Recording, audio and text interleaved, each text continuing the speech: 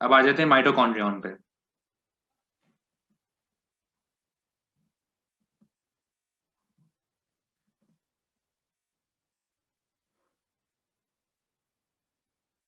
ठीक है,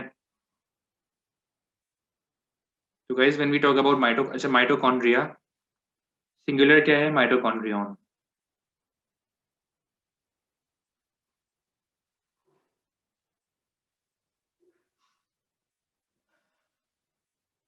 okay, so guys when we talk about mitochondrion, sir एक सवाल पूछना है सिर्फ छोटा सा। बोलो। सर सेल सरफेस मेम्ब्रेन भी वही एक्रोसोम के एंजाइम ही तोड़ देंगे ना? हाँ, सही। Okay, mitochondria, singular mitochondrion. तो बेसिकली ये जो ऑर्गेनेल है, इसका डायमीटर कितना है? हम जब भी कोई ऑर्गेनेल पढ़ते हैं तो उसका डायमीटर पढ़ते हैं। इसका डायमीटर है 1.0 माइक्रोमीटर्स। सही है। फिर जो है इसका शेप क्या है?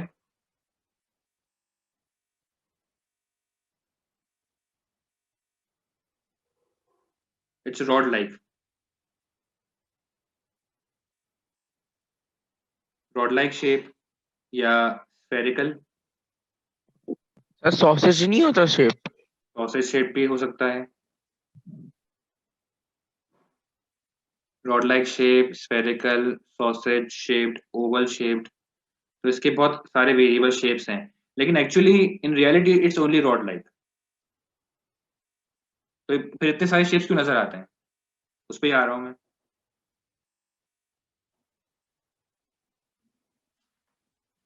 एक्चुअली माइटोकॉन्ड्रियन का जो शेप है वो है रॉड लाइक, लेकिन ये है कि why do we see so many shapes?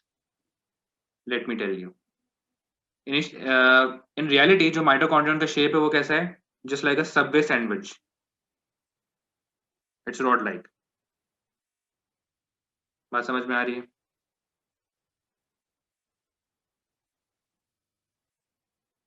For example समझो तुम्हारे पास सबवे का सैंडविच है 12 inch. How many ways can you cut it? इसको किस किस तरह कट कर सकते हो? हम जब प्रिपरेशन करते हैं किसी टिश्यू की to observe it under the microscope, तो हम क्या करते हैं? सेक्शनिंग। ठीक है, बात समझ में आई? Actually mitochondrion is like a Subway sandwich. बात समझ में आ रही है? हमें वो डिफरेंट शेप्स का नजर क्यों आता है? Because of the different sectioning we do. हम हॉरिजॉन्टल सेक्शनिंग करते हैं, वर्टिकल सेक्शनिंग करते हैं टिश्यू प्रिपेयर करते वक्त। तो आप मुझे बताओ कि अगर आपके पास एक सबवे सैंडविच है तो हाउ हाउ मेनी टाइम्स, मतलब how many ways can you cut it? अगर आपने फॉर एग्जांपल इसको कट किया है यूं, हॉरिजॉन्टल सेक्शन ले लिया आपने, ठीक है, या आपने क्रॉस सेक्शन ले लिया है, ट्रांसफर सेक्शन ले लिया, whatever you want to call it. हम इसको हॉरिजॉन्टल सेक्शन भी कहते हैं, क्रॉस सेक्शन भी कहते हैं, ट्रांसफर सेक्शन भी कहते हैं। तो समझो अगर आपके पास सबवे सैंडविच है और आपने उसको यूं कट कर दिया, तो आपको कैसा नजर आएगा? वो सबवे सैंडविच है, उसको आपने यूं कट किया और ऊपर से आप उसको देख रहे हो, तो किस तरह नजर आ सकता है वो? जी, आपको वो स्फेरिकल नजर आ सकता है कट करने के बाद। ठीक है, you can see it sausage like.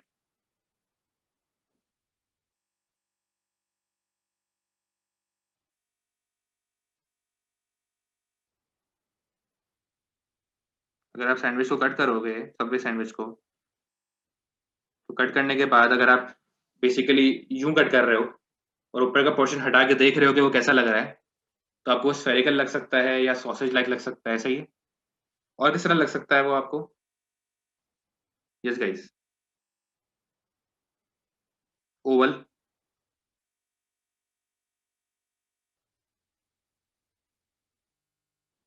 Concept समझ में आया कि हमें इतने डिफरेंट शेप्स क्यों नजर आते हैं? ऊपर से देख रहे हैं ना सर हम? ऊपर से देखेंगे ऑब्वियसली। क्रॉस सेक्शन हमेशा ऊपर से देखा जाता है। आप कोई भी चीज कट करो हॉरिजॉन्टली, तो कट करने के बाद क्या देखोगे? उसका कट वाला पार्ट देखोगे ना यार, ऑब्वियस है। जैसे अगर मैं इस पेंसिल को यूं कट कर दूं हॉरिजॉन्टली, तो कट करने के बाद जो कट वाला पार्ट है वही देखूंगा ना। आप दरख्त को भी काटते हो तो उसका कट पार्ट देखते हो ना ऊपर से। तो वही होता है क्रॉस सेक्शन। अच्छा, अगर आप इसको लेंथ वाइज कट कर दो, अगर आप सबवे सैंडविच को, जैसे वो सबवे में लेंथ वाइज ही कट करता है ना सैंडविच को,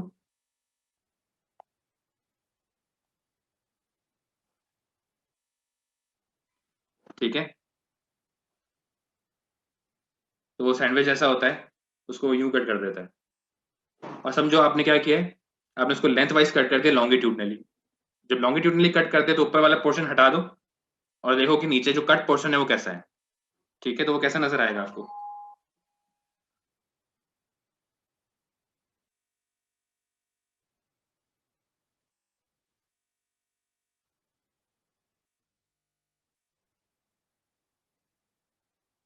वो आपको कुछ फिर माइटोकॉन्ड्रिया न्यू नजर आएगा।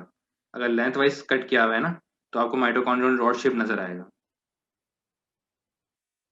ठीक है guys,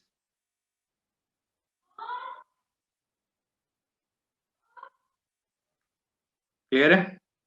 so that's why you see a lot of different shapes. ये क्या है? स्फेरिकल।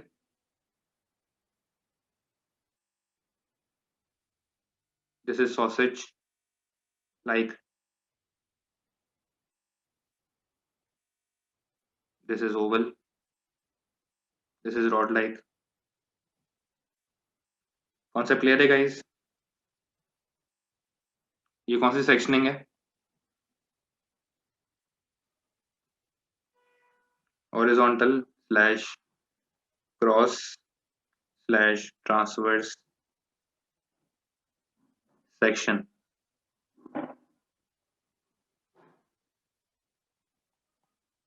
और यहाँ पे कौन सी सेक्शनिंग कर रहे हैं? लॉन्गिट्यूडनल या वर्टिकल सेक्शन।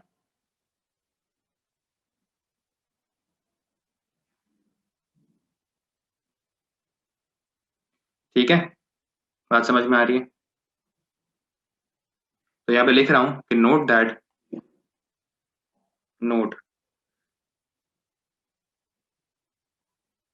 वी कैन सी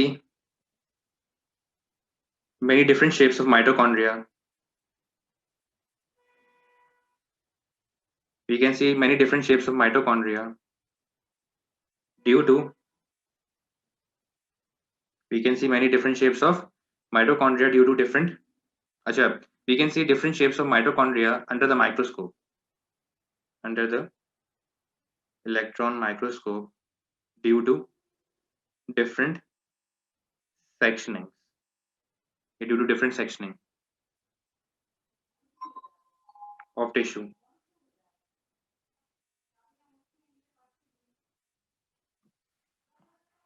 सही है?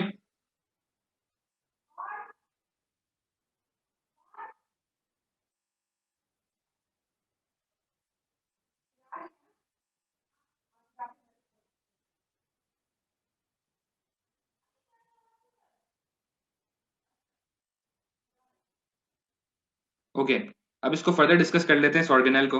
इसके और क्या फीचर्स हैं? Double membrane bound, double membrane bound organelle क्या मतलब है? ठीक है, तो डबल मेम्ब्रेन बाउंड ऑर्गेनेल का मतलब क्या है? What is meant by double membrane bound organelle? Nucleus भी डबल मेम्ब्रेन बाउंड था ना, इसी तरह माइटोकॉन्ड्रियन भी डबल मेम्ब्रेन बाउंड है। Mitochondrion is surrounded by two membrane. ठीक है, so it's a double membrane bound organelle, has an outer membrane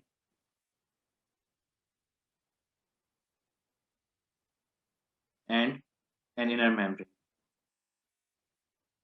अच्छा गाइस, एक काम करते हैं कि इसको डिस्क्राइब करने से पहले इसका स्ट्रक्चर डिटेल में ड्रॉ कर लेते हैं।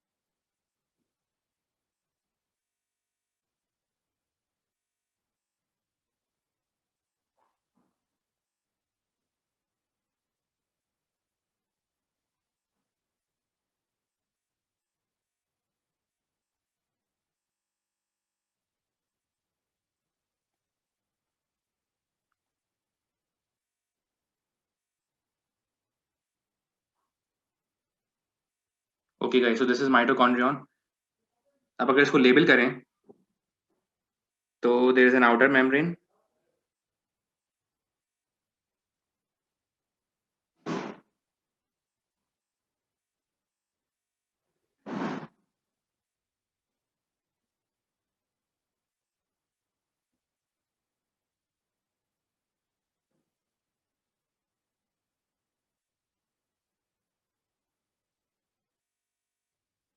there is an outer membrane and there is an inner membrane.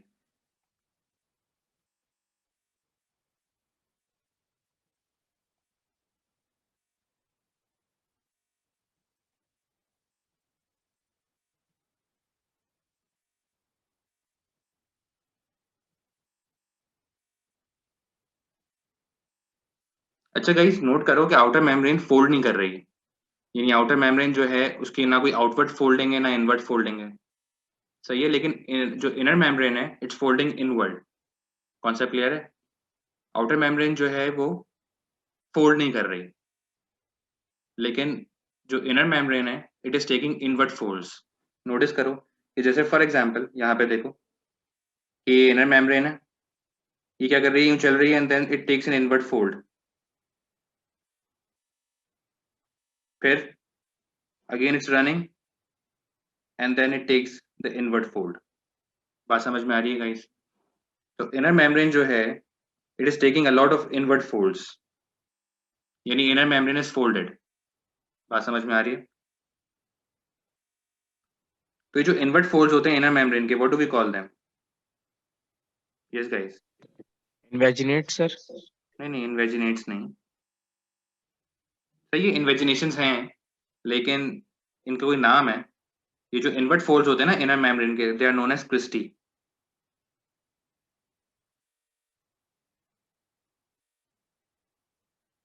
ठीक है, जो इनवर्ट फोल्ड्स होते हैं इनर मेम्ब्रेन के, what do we call them?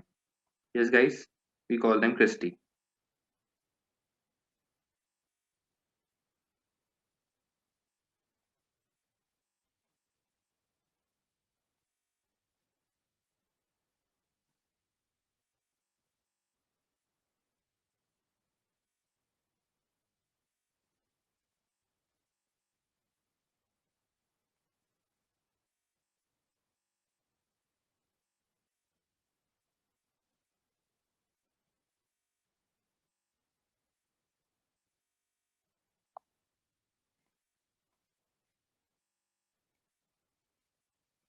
अच्छा, एक होगा तो क्या बोलेंगे? एक इनवर्ट फोल्ड को क्या बोलेंगे? क्रिस्टा। क्रिस्टा सिंगुलर है एंड क्रिस्टी इज प्लूरल। ठीक है, ऑल राइट। इसके अलावा और क्या चीजें हम लेबल कर सकते हैं? गाइस, इनर मेम्ब्रेन के बीच में और आउटर मेम्ब्रेन के बीच में एक स्पेस है, दिस वन। ठीक है, आउटर मेम्ब्रेन और इनर मेम्ब्रेन के बीच में क्या आता है? एक स्पेस आता है। What do we call this space? इसे हम बोलते हैं इंटर मेम्ब्रेन स्पेस।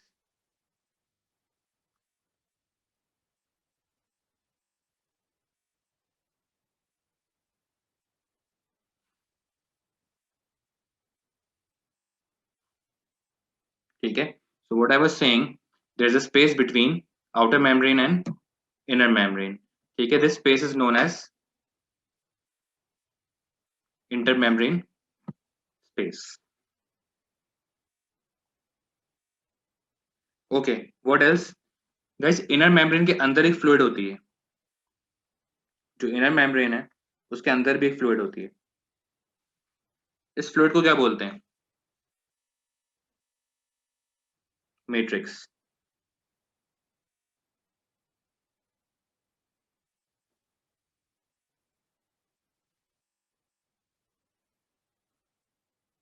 ठीक है, तो मैं क्विकली हाईलाइट कर रहा हूँ फ्लूइड्स को। एक फ्लूइड कहाँ होगी? आउटर मेम्ब्रेन और इनर मेम्ब्रेन के बीच में। ठीक है, यानी बेसिकली आउटर मेम्ब्रेन और इनर मेम्ब्रेन के बीच में एक स्पेस है जिसे हम बोलते हैं इंटर मेम्ब्रेन स्पेस। उसके अंदर भी एक फ्लूइड होती है जो मैं ब्लू से हाईलाइट कर रहा हूँ।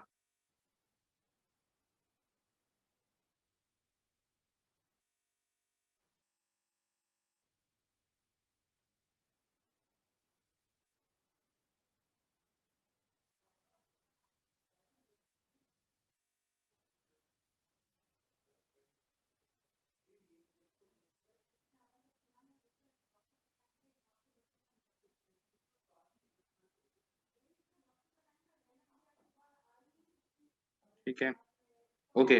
तो ये कौन सी फ्लूइड है? This is the fluid in the intermembrane space which is between the outer membrane and the inner membrane.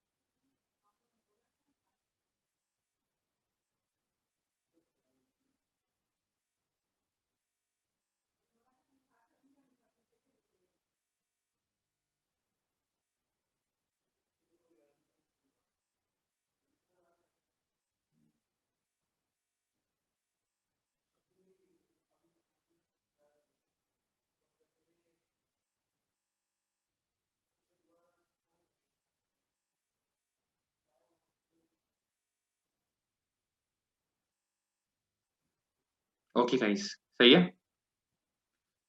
मैंने क्या हाईलाइट किया है? The fluid inside the intermembrane space. अब इनर मेम्ब्रेन भी एक फ्लूइड को सराउंड करती है, जैसे मैंने लेबल किया हुआ है मैट्रिक्स। तो गाइस इस फ्लूइड को मैं ग्रीन से हाईलाइट करूंगा, ठीक है, which is surrounded by the inner membrane. जिस फ्लूइड को हम मैट्रिक्स कहते हैं। सर ये इंटर स्पेस वाली को फ्लूइड को क्या कहते हैं? इस फ्लूइड का कोई नाम नहीं है, बस हम ये कहते हैं कि इंटरमेम्ब्रेन स्पेस है, लेकिन ये स्पेस एम्प्टी नहीं है। जो इंटरमेम्ब्रेन स्पेस का मतलब है कि स्पेस बिटवीन टू मेम्ब्रेन्स। क्या मतलब है इंटरमेम्ब्रेन स्पेस का? Space between two membranes. तो इंटरमेम्ब्रेन स्पेस जो है वो आउटर मेम्ब्रेन और इनर मेम्ब्रेन के बीच में एक स्पेस है, लेकिन this is not an empty space, उसमें फ्लूइड है, ठीक है। और फिर एक फ्लूइड वो भी है जिसे इनर मेम्ब्रेन सराउंड कर रही है, या जिसे इनर मेम्ब्रेन एनक्लोज कर रही है, ठीक है, जो मैं ग्रीन से बना रहा हूँ। ये कौन सी फ्लूइड है? This is known as matrix.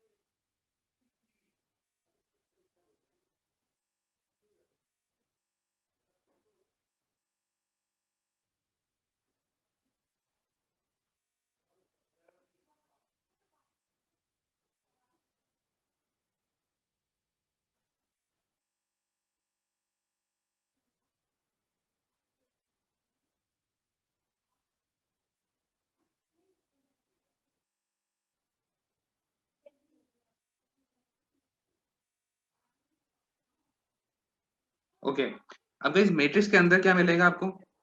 You see a lot of things inside the matrix.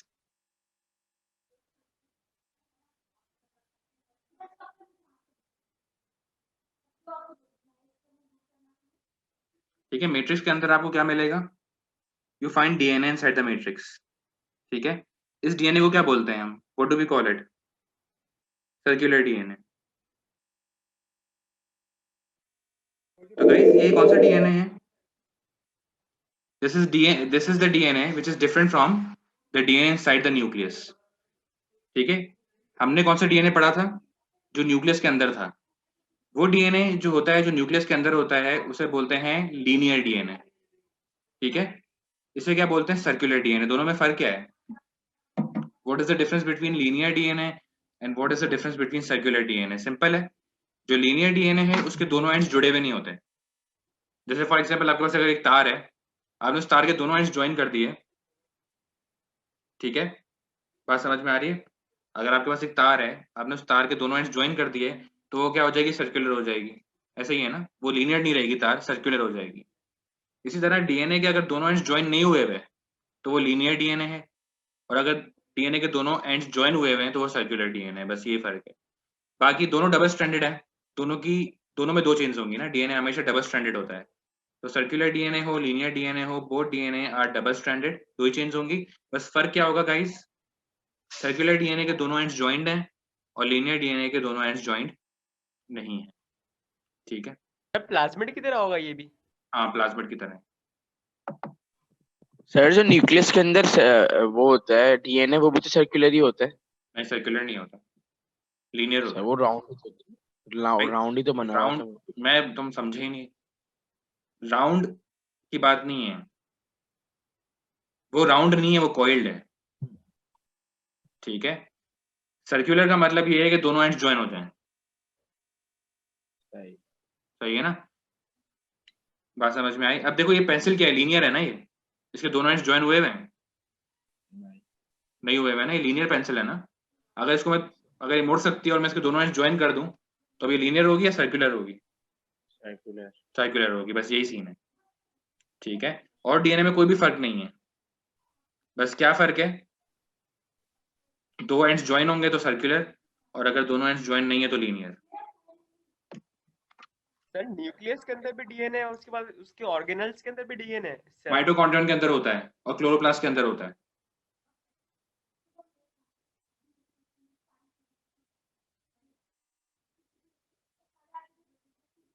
मगर हमने तो पढ़ा था ना कि डीएनए बाहर नहीं आ सकता न्यूक्लियस से।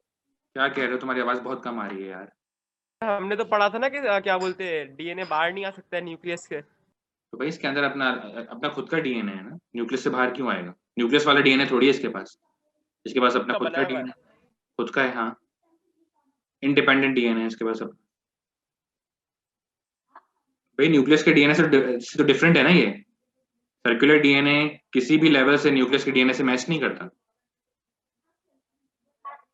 ठीक है? साइटोप्लाज्म का भी अपना डीएनए बना हुआ होता है। साइटोप्लाज्म का अपना डीएनए कहाँ होगा? साइटोप्लाज्म में कोई डीएनए नहीं होता। डीएनए न्यूक्लियस के अंदर होता है। ठीक है? डीएनए आपको माइटोकॉन्ड्रियन के अंदर मिलेगा, डीएनए आपको क्लोरोप्लास्ट के अंदर मिलेगा। बस। अच्छा क्लोरोप्लास्ट, हाँ क्लोरोप्लास्ट का भी अपना बनाया हुआ होता है। अपना खुद का होता है उसका। हम पढ़ेंगे आगे जाके क्लोरोप्लास्ट, अभी रुक जाओ, अभी तो माइटोकॉन्ड्रियन पे है ना। ठीक है? और आपको क्या मिलेगा? माइटोकॉन्ड्रियन के अंदर आपको मिलते हैं राइबोसोम्स। कौन से वाले राइबोसोम्स मिलते हैं आपको? पढ़े थे हमने, छोटे वाले बड़े वाले?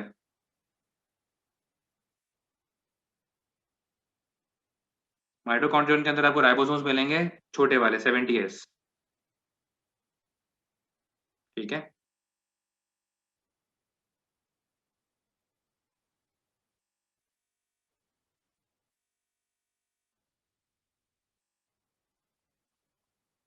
So these are 70S ribosomes.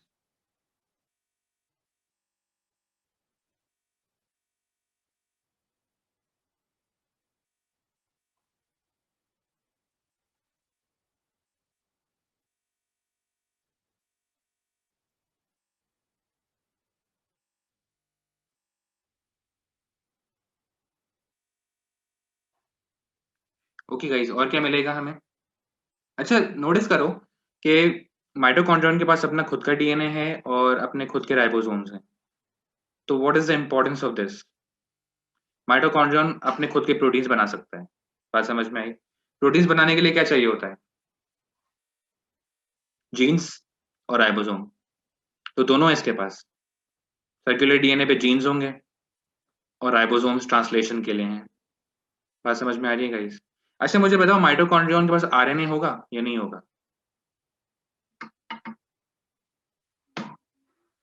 होगा। Anyone? चलो, सफान सेज होगा, होगा। और कोई ऐसा है जो कहता है नहीं होगा?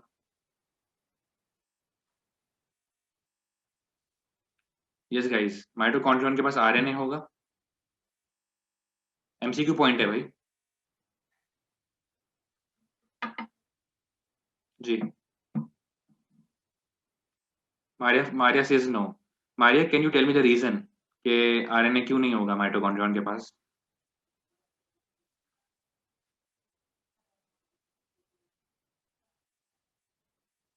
बिकॉज अगर तुम लोग कोई भी आंसर देते हो तो उसका रीजन मुझे चाहिए होता है। मोती सेज शायद होगा। ठीक है, शायद छोड़ दो, पेपर में शायद नहीं लिख सकते, यस और no. And if you say yes, tell me the reason, if you say no, tell me the reason. Sir messenger ma'am RNA होगा आरएनए उसके पास, और क्या बोलते हैं, राइबोसोमल आरएनए भी होगा। एक्सेलेंट। उसके पास राइबोसोम्स है ना, तो राइबोसोम्स किससे बनते हैं गाइस? राइबोसोमल आरएनए से बनते हैं। तो अगर माइटोकॉन्ड्रियन के पास राइबोसोम्स हैं, अगर कहीं भी आपको राइबोसोम्स मिले, ठीक है, तो इसका क्या मतलब होता है जी? अगर आपको कहीं भी राइबोसोम्स मिले, इसका मतलब वहां पे आरएनए है, क्योंकि ribosomes are made up of ribosomal RNA. RNA, ठीक है ना?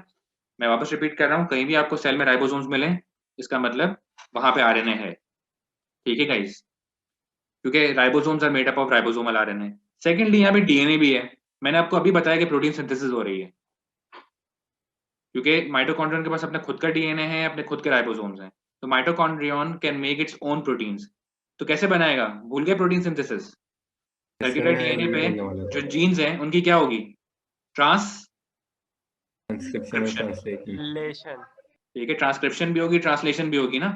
जो सर्कुलर डीएनए पे जीन्स हैं, ठीक है, उनकी ट्रांसक्रिप्शन होगी, पहले मैसेंजर आरएनए बनेगा, फिर messenger RNA will go to the ribosome for translation. Concept clear है गाइस? तो माइटोकॉन्ड्रियन के अंदर आपको हर तरह का आरएनए मिलेगा, क्योंकि यहाँ पे प्रोटीन सिंथेसिस हो रही है। ठीक है, okay. What else do you find inside the mitochondrion?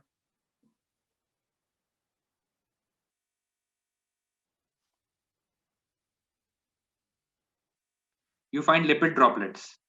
Now, can you tell me why do you find lipid droplets?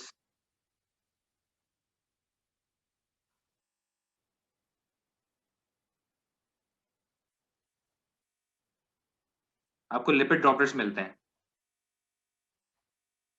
Why? What is the reason? सब प्रोटीन बनता होगा ना, तो उसके लिए चाहिए होता होंगे। लिपिड्स चाहिए प्रोटीन बनाने के लिए। Come on. नहीं मतलब प्रोटीन के बाद लिपिड बन जाएगा ना, प्रोटीन जब होगा तो। प्रोटीन से लिपिड बन जाएगा, ये कब होता है?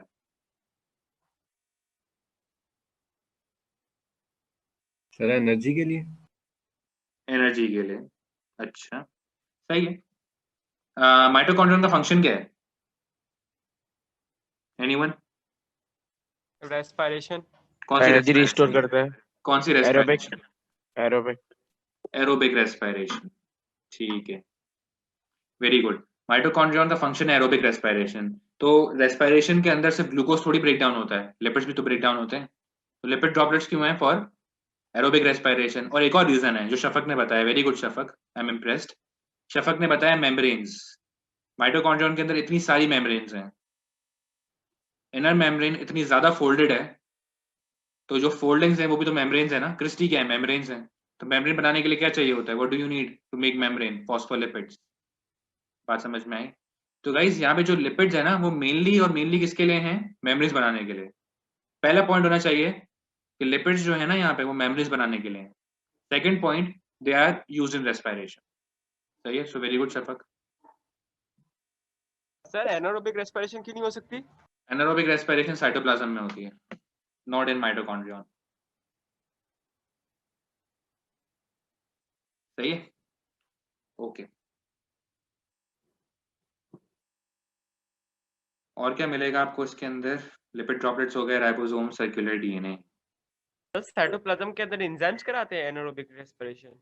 जाहिर सी बात है, हर मेटाबॉलिक रिएक्शन एंजाइम कराता है। माइटोकॉन्ड्रिया सिर्फ एरोबिक करवाता है। जी, ओके। अब बात सारी ये है यहाँ पे, ये जो इनर मेम्ब्रेन है, इनर मेम्ब्रेन के अंदर कुछ चीजें होती हैं। इनर मेम्ब्रेन में आपको क्या मिलता है? इनर मेम्ब्रेन में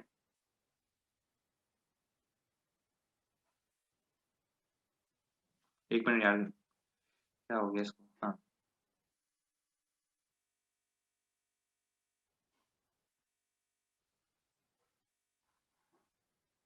ओके गाइस, इनर मेम्ब्रेन में आपको क्या मिलता है?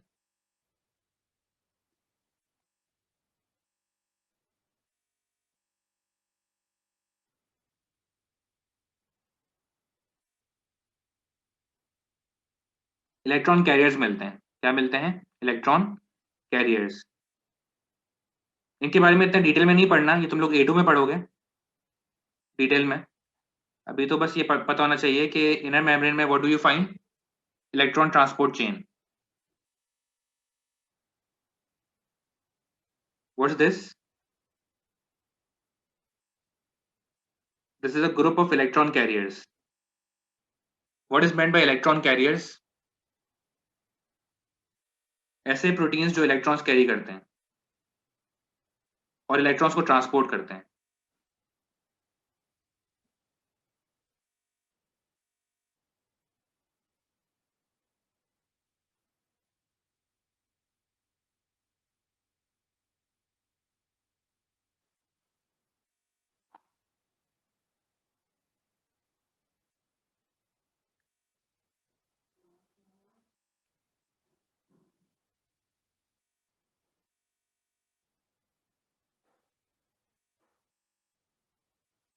तो गाइस आपको इनर मेम्ब्रेन में क्या मिलता है? In the inner membrane you find electron transport chain. इसे इलेक्ट्रॉन ट्रांसपोर्ट चेन क्यों कहते हैं? क्योंकि it's a chain of electron carriers या ग्रुप ऑफ इलेक्ट्रॉन कैरियर्स। ये जो मैं रेड से बना रहा हूँ, these are proteins which can transport electrons और कैरी इलेक्ट्रॉन्स। ठीक है, इनका क्या रोल होता है? ये डिटेल्ड रोल हमारे सिलेबस में, एएस के सिलेबस में नहीं है, A2 में है। ठीक है, तो बस आपको ये याद रखना है और आप कुछ कर नहीं सकते इसके अलावा। बस आपको ये याद रखना है कि इनर मेम्ब्रेन के अंदर क्या होती है? Electron transport chain, that's it, which is made up of electron carriers. Electron carriers क्या होते हैं सर? प्रोटीन्स होते हैं जो इलेक्ट्रॉन्स को गेन करते हैं या लूज करते हैं या कैरी करते हैं, बस ये पता होना चाहिए। प्रोटीन्स हैं जो इलेक्ट्रॉन्स को गेन करते हैं या लूज करते हैं या कैरी करते हैं। As the name suggest electron carrier, तो बस इलेक्ट्रॉन को कैरी करता है और ट्रांसपोर्ट करता है।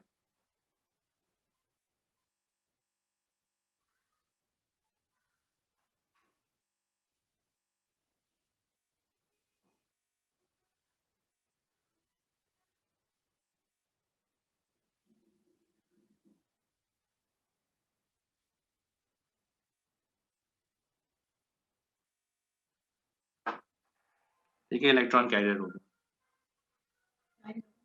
330। सही है। तो इन सबको मिला के ये चेन बन जाएगी। हाँ, बहुत सारे, मतलब ये है कि इलेक्ट्रॉन कैरियर का ग्रुप होता है इलेक्ट्रॉन ट्रांसपोर्ट चेन। और इनर मेम्ब्रेन में आपको क्या मिलता है इसके अलावा? इलेक्ट्रॉन ट्रांसपोर्ट चेन के साथ हमेशा क्या होता है? एक स्टॉक पार्टिकल होता है, ये stock granule.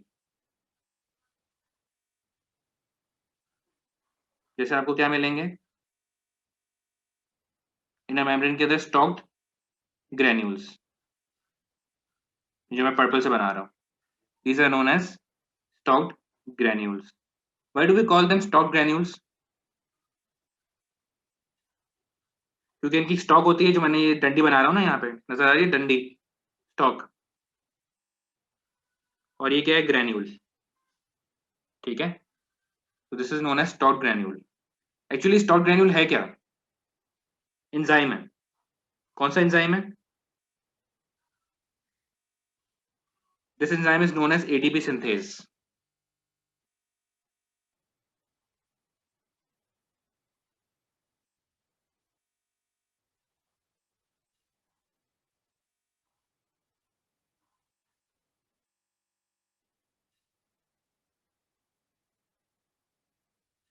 Stocked granules slash ATP synthase.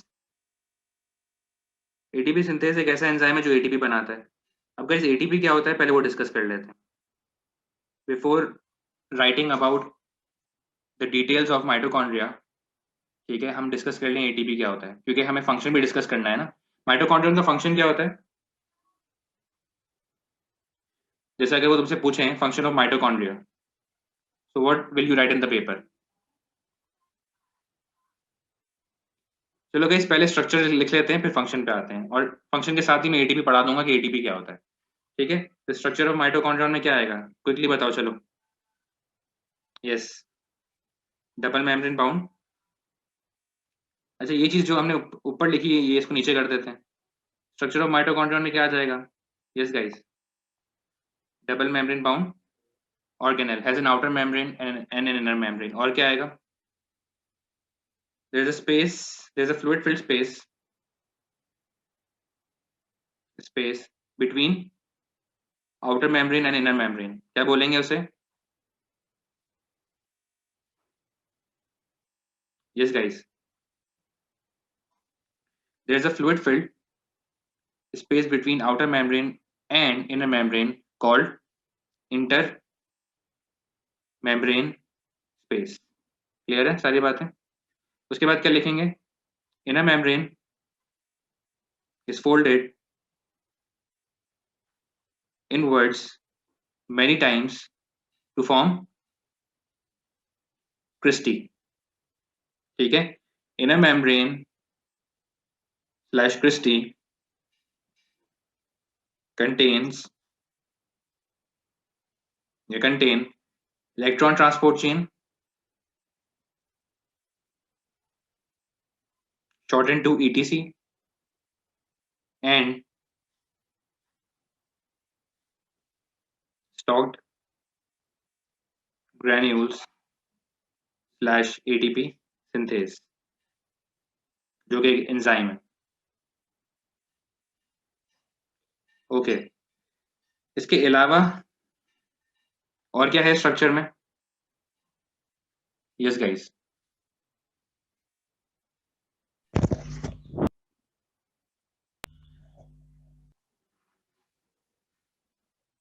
और क्या लिखेंगे? Inner membrane encloses a fluid called matrix. ठीक है, matrix contains what? Circular DNA and 70S ribosomes.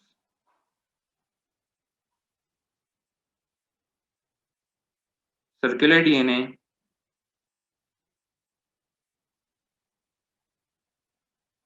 या due to circular DNA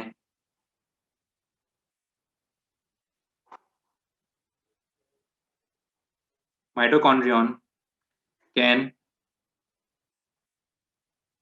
replicate / divide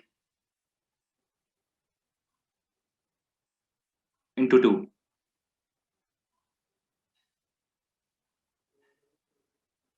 Mitochondrion divide by binary fission or mitochondrial fission.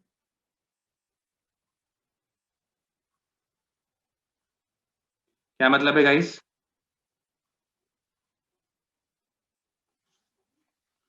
जिस तरह cell दो में डिवाइड कर सकता है ना, जिस तरह सेल दो में डिवाइड कर सकता है, उसी तरह माइटोकॉन्ड्रियन भी दो में डिवाइड कर सकता है. कैसे?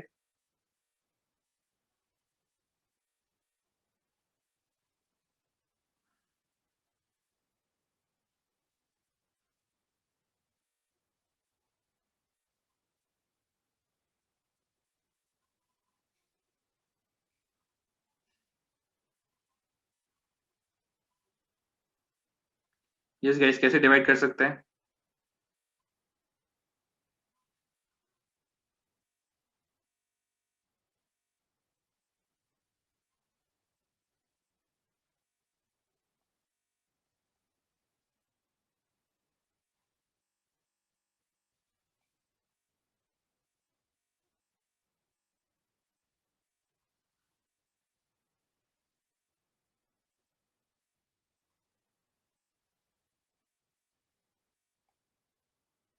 पहले क्या करेगा?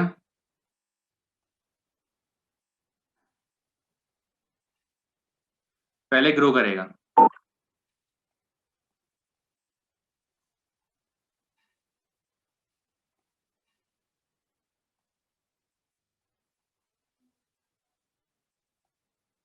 अच्छा, इसके अंदर क्या है खुद का? डीएनए भी है. तो गाइस पहले क्या करेगा? ग्रो करेगा और अपना डीएनए कॉपी करेगा. ठीक है, और फिर उसके बाद इट विल डिवाइड इनटू 2, 2 में स्प्लिट कर जाएगा।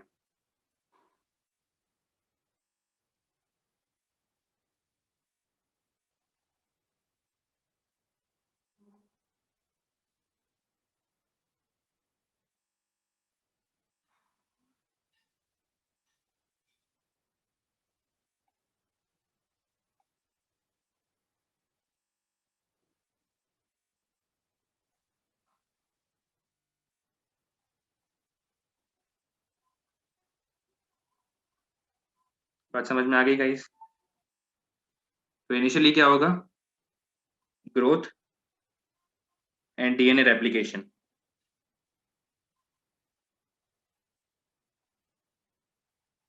और उसके बाद क्या होगा गाइस, स्प्लिट हो जाएगा 2 में।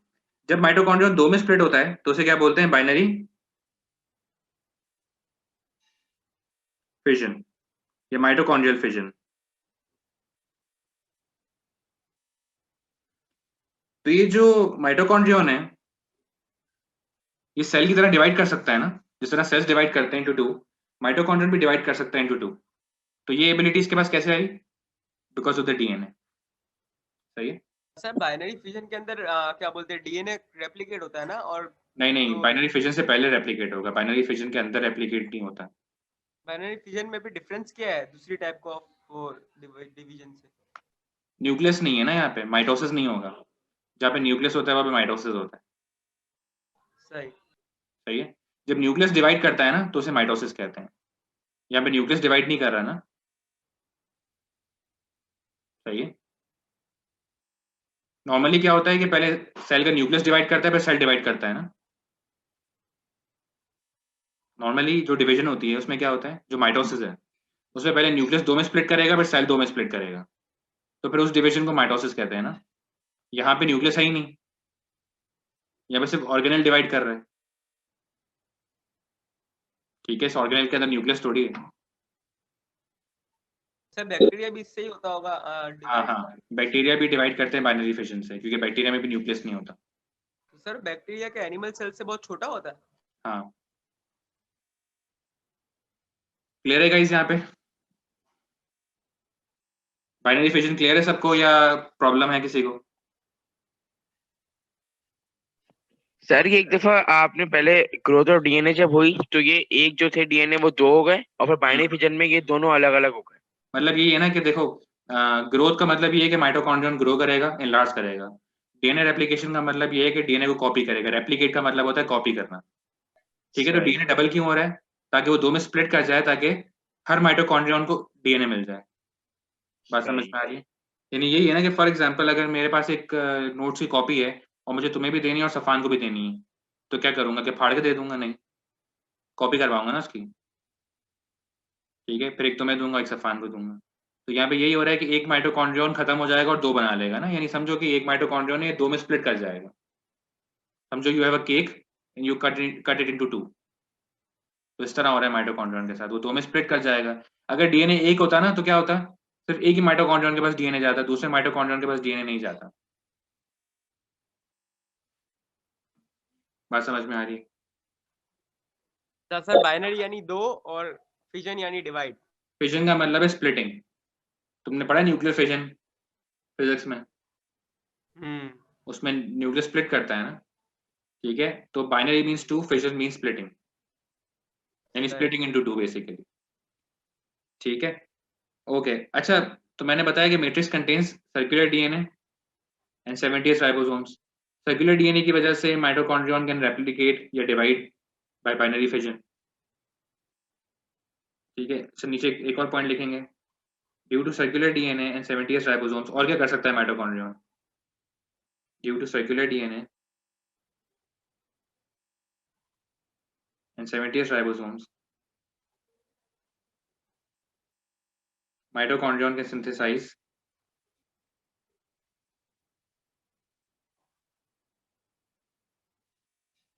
synthesize its own proteins। ठीक है, ओके। और क्या बातें कर सकते हैं इसके बारे में, इसके स्ट्रक्चर के बारे में?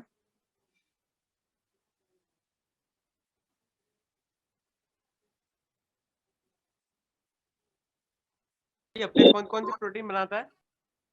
नहीं पढ़ना वो, एटीपी प्रोटीन है ना इसका ही? नहीं नहीं, एटीपी प्रोटीन नहीं। Okay, next. और क्या जो है हम कह सकते हैं इसके स्ट्रक्चर के बारे में? Matrix also contains lipid droplets.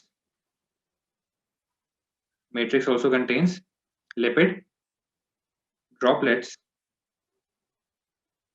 which are used to make membranes and are also used in aerobic respiration.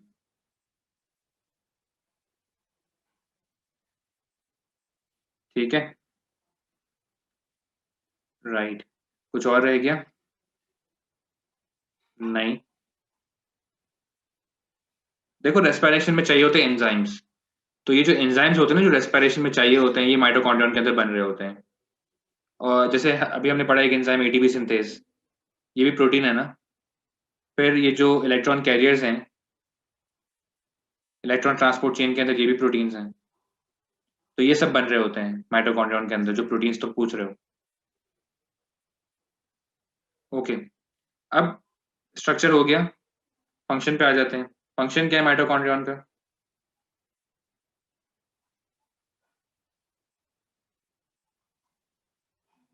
अगर तुमसे पेपर में पूछे कि what is the function of mitochondrion, right aerobic respiration slash ATP production, दोनों में से कोई भी लिख सकते हो। अगर आप लिखते हो कि माइटोकॉन्ड्रियन का फंक्शन एटीपी प्रोडक्शन है तो वो भी एक्सेप्टेबल है, और अगर आप लिखते हो एरोबिक रेस्पिरेशन है तो वो भी एक्सेप्टेबल है। अब गाइस, एटीपी क्या होता है? Let me tell you, how do we define ATP? ATP is a temporary energy storage molecule. होता ये है गाइस कि जब एरोबिक रेस्पिरेशन होती है, तो मुझे बताओ एरोबिक रेस्पिरेशन की इक्वेशन क्या होती है? What is the equation for aerobic respiration? C6H12O6 glucose plus oxygen plus 6O2 6CO2 plus 6H2O plus 2870 kilojoules per mole of energy. ठीक है, किलोजूल्स का मतलब है एनर्जी ना, तो प्लस 2870 किलोजूल्स पर मोल ऑफ एनर्जी। तो गाइस, इतनी एनर्जी रिलीज होती है अगर 1 मोल ग्लूकोज बर्न हो जाए या ब्रेक डाउन हो जाए। अगर 1 मोल ग्लूकोज रेस्पिरेशन में ब्रेक डाउन हो, ठीक है, यूजिंग ऑक्सीजन, तो कितनी एनर्जी रिलीज होगी? 2870 किलोजूल्स पर मोल। तो गाइस, ये एनर्जी रिलीज हो रही है। अब ये जो एनर्जी है, मुझे बताओ, अगर ये एनर्जी रिलीज होगी तो क्या सेल एक साथ ये सारी एनर्जी यूज कर सकता है? नहीं कर सकता। ठीक है ना, जब एनर्जी की जरूरत होगी तब यूज करेगा ना सेल। बात समझ में आ रही है? ये अच्छी खासी एनर्जी है, तो सेल इतनी सारी एनर्जी को एक साथ यूज नहीं कर सकता है। तो सेल क्या करता है, इस एनर्जी को टेम्पोरेरीली स्टोर कर लेता है, बहुत शॉर्ट पीरियड ऑफ टाइम के लिए। किस फॉर्म में स्टोर कर लेता है? एटीपी के फॉर्म में स्टोर कर लेता है। एटीपी एक मॉलिक्यूल है, प्रोटीन नहीं है। एटीपी एक बहुत स्मॉल छोटा सा मॉलिक्यूल है। बात समझ में आ रही है गाइस? एटीपी का फुल फॉर्म क्या है? Adenosine triphosphate. Adenosine triphosphate. ATP का स्ट्रक्चर हम पढ़ेंगे जब हम वो डीएनए वाला चैप्टर पढ़ेंगे ना, चैप्टर 6, तो उसमें मैं आपको एटीपी का स्ट्रक्चर पढ़ा दूंगा। अभी नहीं पढ़ा रहा, ठीक है, तब आराम से पढ़ा दूंगा। ठीक है, तो याद रखिए कि होता क्या है कि जब भी रेस्पिरेशन होती है और रेस्पिरेशन से जो भी एनर्जी रिलीज होती है, ठीक है, वो सेल यूज नहीं कर सकता उस टाइम पे। गाइस, क्या होता है कि जब भी रेस्पिरेशन होती है तो रेस्पिरेशन से जो भी एनर्जी रिलीज होती है, जैसे फॉर एग्जांपल यहाँ पे एरोबिक रेस्पिरेशन हो रही है, उसकी इक्वेशन है ये, लिख लेता हूं मैं यहाँ पे। This is the equation for aerobic respiration.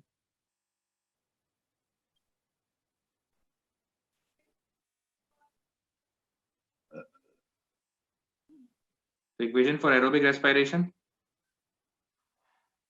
तो गाइस रेस्पिरेशन में जितनी भी एनर्जी रिलीज होती है वो सेल उसको उस वक्त यूज नहीं कर सकता, उसको टेम्पोरेरीली सेल स्टोर कर देता है in the form of ATP, और जब रिक्वायरमेंट होती है तो एटीपी ब्रेक डाउन होता है और एनर्जी रिलीज कर देता है। ठीक है, तो मैं यहाँ पे लिख देता हूँ कि note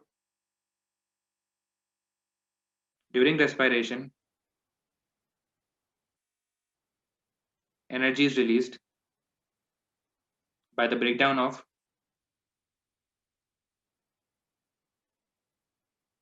during aerobic respiration during aerobic respiration energy is released by the breakdown of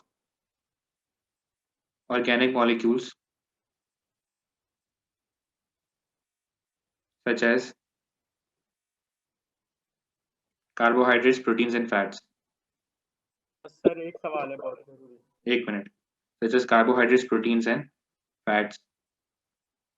During aerobic respiration, energy is released by the breakdown of organic molecules such as carbohydrates, proteins and fats. This energy is temporarily stored or transferred to ATP. When energy is required,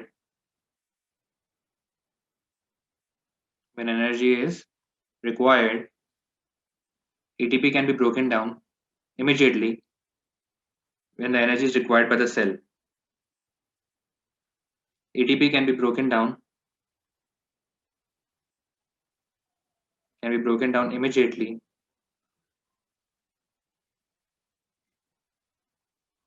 to release energy which can be used by the cell.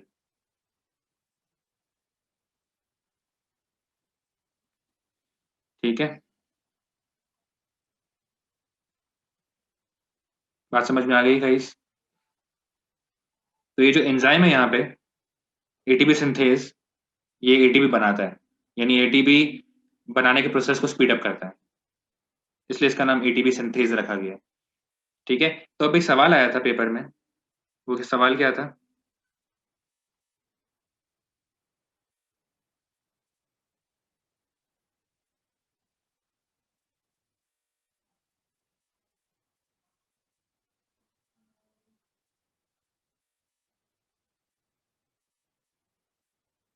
सवाल ये था paper में जो आया था कि explain, मतलब what is the reason,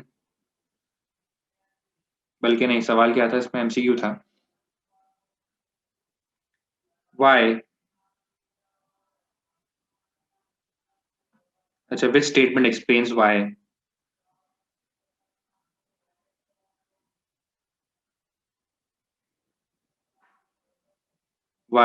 inner membrane is folded.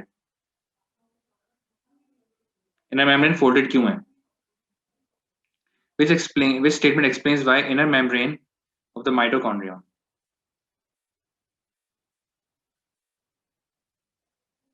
the mitochondria is folded? Option A, to increase the surface area,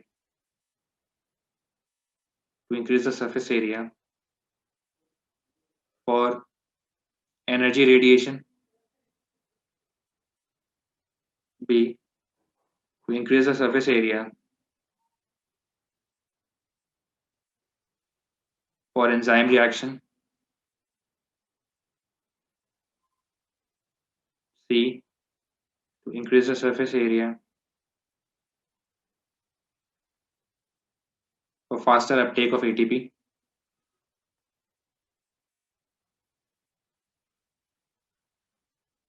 D, to increase the surface area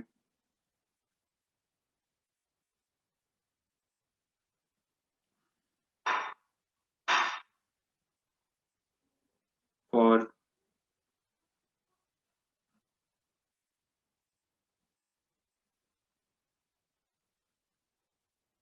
absorption of waste products. Yes guys, what should be the answer? Which statement explains why the inner membrane of the mitochondrion is folded?